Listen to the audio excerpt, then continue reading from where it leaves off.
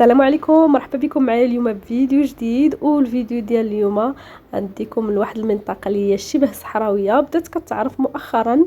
المنطقه سميتها اكافاي. كتبعد منطقه اكافاي على مدينه مراكش ب 29 كيلومتر.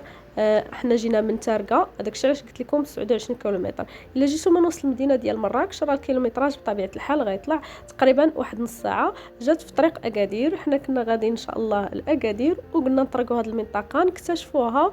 ما غنجلسوش فيها بزاف، مي هاد البلاصه جينا بالضبط القهوه اللي سميتها لا دون، نجلسوا فيها شويه نرتاحوا واحد ساعه ولا ساعتين ديال المكانه وغنشدوا الطريق. ودابا غنشارك معكم الجوله هنا في هذه المنطقه ديال اكافاي، هذه البلاصه اللي جينا ليها.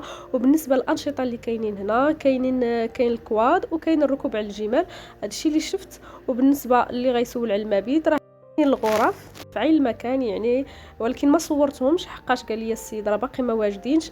انا كنت متواجده هنا في شهر 5. وكاينه بلاصه اخرى كاينين فيها الفنادق في منطقه اكافاي. المهم انا الموقع غنخليه لكم اسفل الفيديو باش يديكم مباشره لهاد البلاصه الا مشيتو لمدينه مراكش. خليكم مع الفيديو، فرجه ممتعه.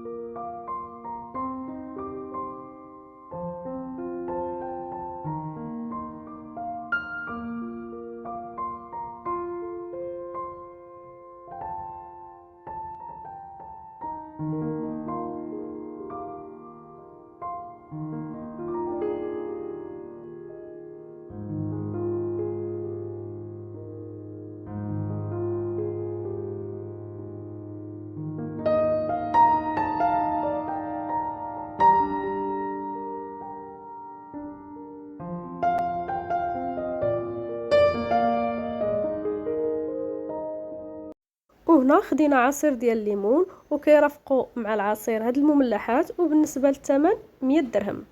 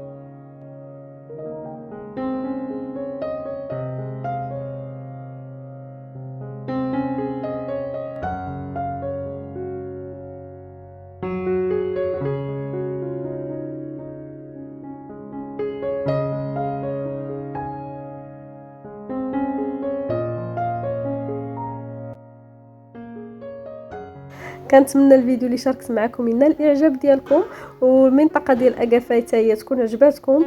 فعلا منطقه اللي هي زوينه بزاف، الا جيتوا ليها غتحسوا بواحد الهدوء وغتحسوا بطبيعه من نوع اخر. ولا عجبكم الفيديو بطبيعه الحال ما تنساوش تبارطاجيوه مع الاصدقاء والعائله، وتخليوا لي التعاليق ديالكم. وشكرا لكم على المشاهده، الى الفيديو الجاي ان شاء الله.